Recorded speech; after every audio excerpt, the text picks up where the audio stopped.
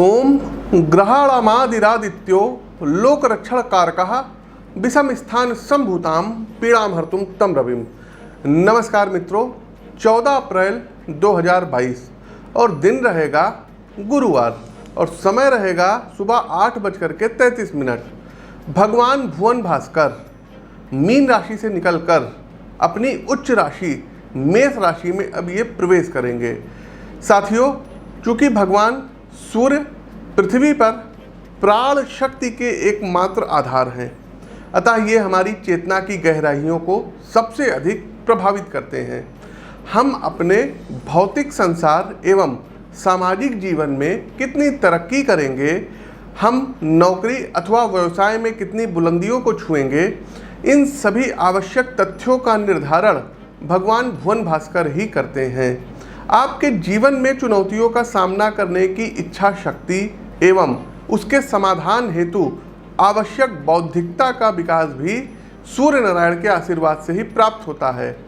आपकी लेखनी में शक्ति, वाणी में अधिकार और चरित्र में गुरुत्व का आविर्भाव भी कुंडली में सूर्य की स्थिति निर्धारित करती है।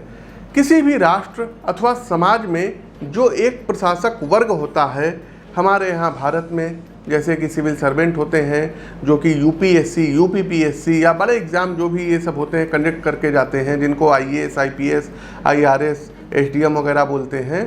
तो समाज में जो एक प्रशासक वर्ग होता है, जिनकी नीतियाँ सोसाइटी के एक बड़े हिस्से को प्रभावित करती हैं, उनके जीवन में कहीं ना कहीं सूर्य देव एक प्रमुख ग्रह की भूमिका में विद्यमान होते हैं। यदि व्यवसाय के संदर्भ में सूर्य शक्ति की विवेचना करें तो जन्म कुंडली में मजबूत सूर्य आपको मार्केट का एक छत्र राजा बनाने का सामर्थ्य रखता है। जिस प्रकार सौर मंडल में समस्त ग्रह सूर्य के इर्द गिर्द चक्कर लगाते हैं, ठीक उसी प्रकार ये आपको इतनी शक्ति देते हैं कि बिजनेस लाइन में सभी छोटे बड़े कॉन्ट्रैक्टर एवं उद्योगपति आपकी परिक्रमा करते रहेंगे। इतने प्रभाव संपन्न भगवान सूर्य का मेष राशि में गोचर आपके कैरियर, आपके व्यवसाय और आपके स्वास्थ्य को आमूलचूल रूप से बदल करके रख देगी। तो प्रिय दर्शकों, आइए जानते हैं कि सभी 12 राशियों पर, मेष से लेकर के मीन राशि के जातकों पर सूर्य गोचर का ये प्रभाव क्या पड़ेगा।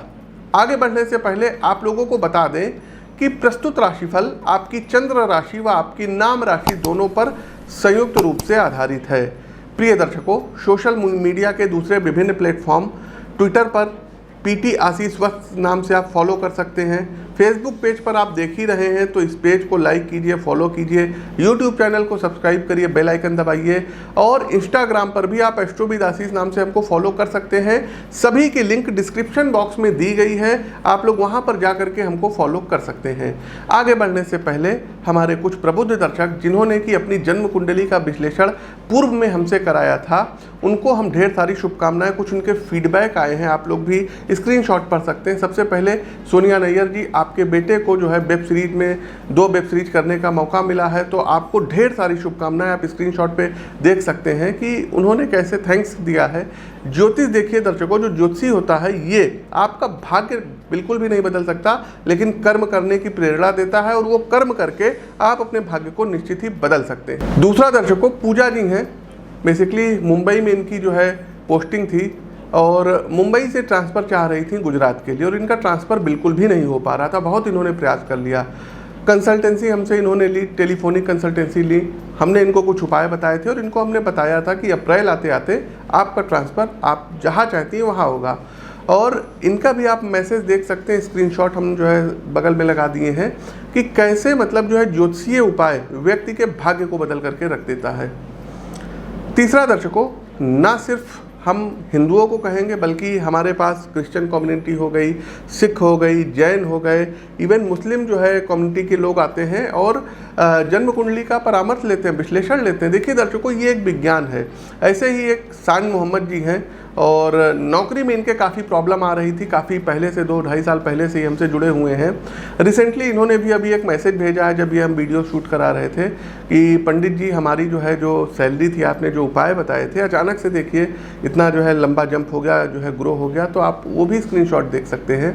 एक बात और बताना चाहेंगे दर्शकों, राजस्थान से रमेश झक्कर जी हैं, ये बहुत ही ज़्यादा जो है पीड़ित थे कैंसर की बीमारी से, और डॉक्टर लोगों ने अपने हाथ खड़े कर दिए थे।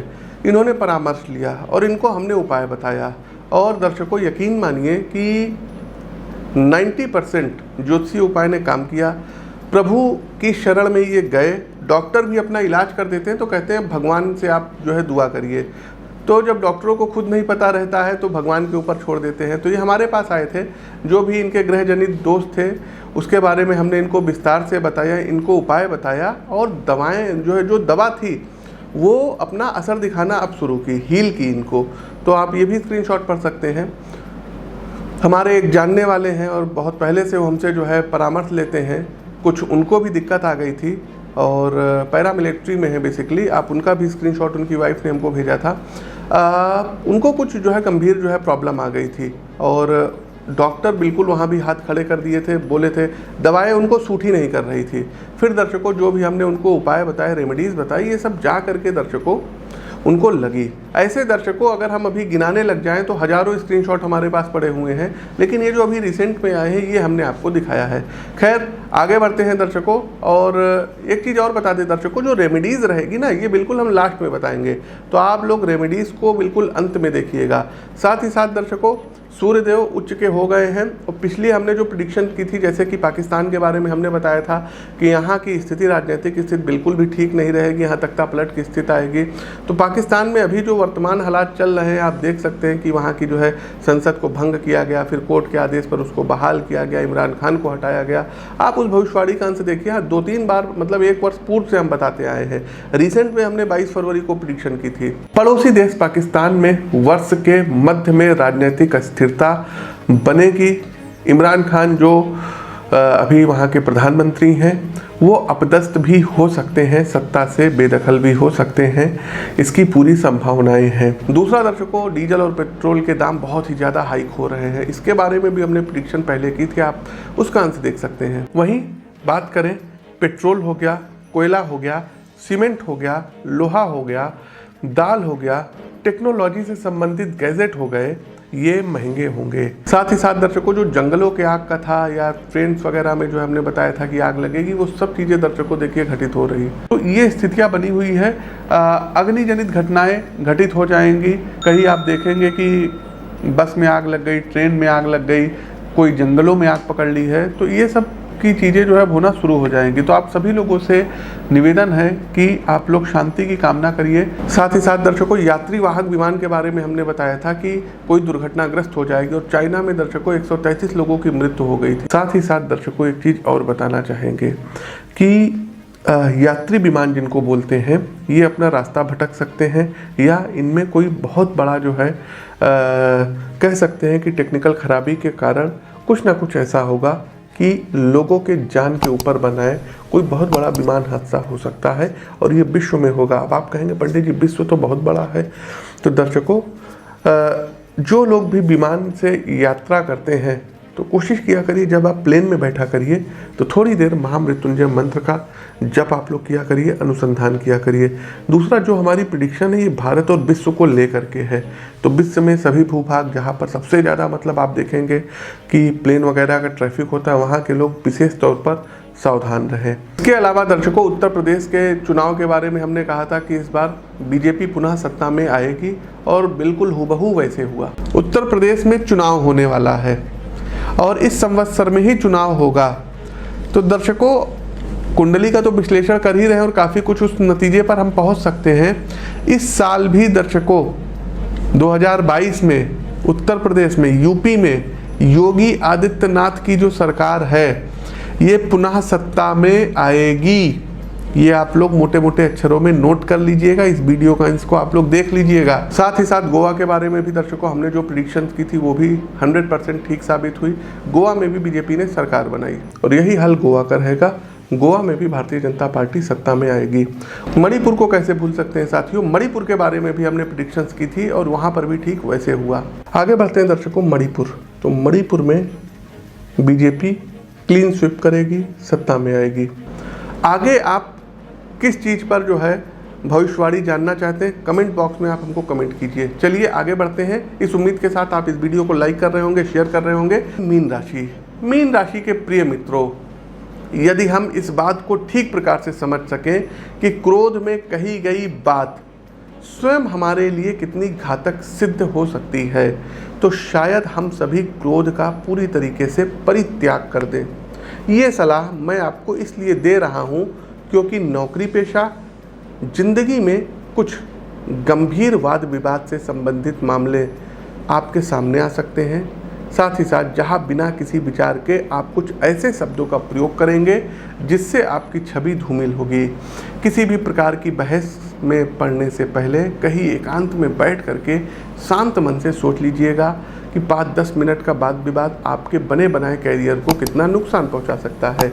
निजी जीवन में प्रेम और सामंजस्य से सब मधुर रहेगा। हाँ, स्वास्थ्य कुछ जो है एक ऐसा क्षेत्र है जहां आपको व्यक्तिगत रूप से ज़्यादा ध्यान देना होगा। खान पान में किसी भी प्रकार की कमी समस्याएं पैदा कर सकती है, खासकर जिन तत्वों से प्रोटीन प्राप्त होता है उनका सेवन ज़्यादा करिएगा।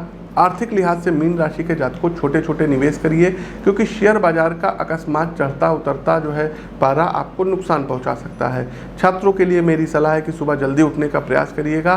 भगवान भुवन भास्कर के सानिध्य में थोड़ा सा समय बिताइएगा जिससे आपको जीवन संग्राम में नई ऊंचाइयां प्राप्त होती रहे।